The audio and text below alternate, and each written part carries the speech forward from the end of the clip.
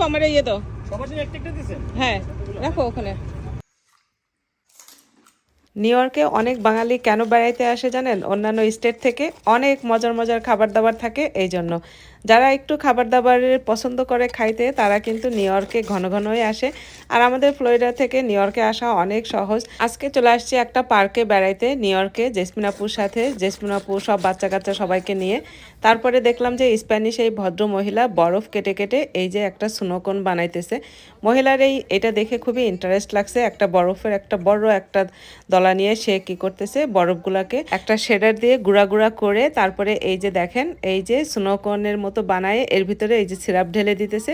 যে যে ধরনের সিরাপ ঢালতে মানে পছন্দ করে এইগুলো বিভিন্ন ফ্লেভারের সিরাপ, যেটা কোনোটা আছে কোকোনাট, কোনোটা আছে চেরি, তারপরে স্ট্রবেরি, অরেঞ্জ, বিভিন্ন রকমের যত রকমের ফ্রুটস আছে সব ফ্রুটসের ফ্লেভার এখানে হচ্ছে এই সিরাপগুলাতে আছে। তো যাই হোক, মহিলাকে কেন দেখাইতেছি, মহিলার হচ্ছে প্রত্যেক দিন আমি ওরে জিজ্ঞেস করলাম তোমার খরচ হয় কত এই যে এখানে বসে থাকো সারাদিন, তারপরে তুমি যে বরফ কেটে কেটে বিক্রি করো তোমার খরচ হয় কত?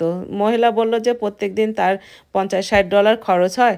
আর হইতেছে আমি বললাম তুমি ইনকাম করো কত টাকা? তারপরে মহিলা যা বলল, যত টাকা ইনকাম করে শুনলে আপনাদের মাথা ঘুরে যাবে।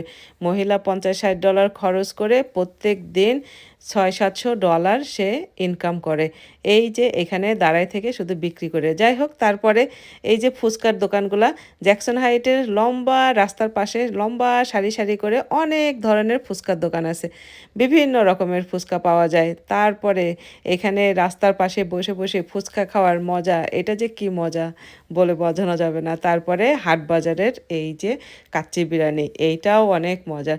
এই ট্রিটটা দিছি কিন্তু কানিজাপু।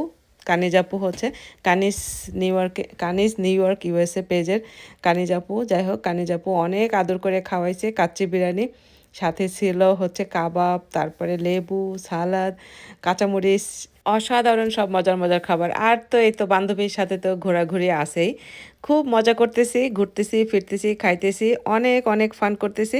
তো সবাই ভালো থাকবেন, সুস্থ থাকবেন, আবারও নতুন কোনো ভিডিও নিয়ে চলে আসবো। আজকে এ পর্যন্তই, আল্লাহ হাফেজ।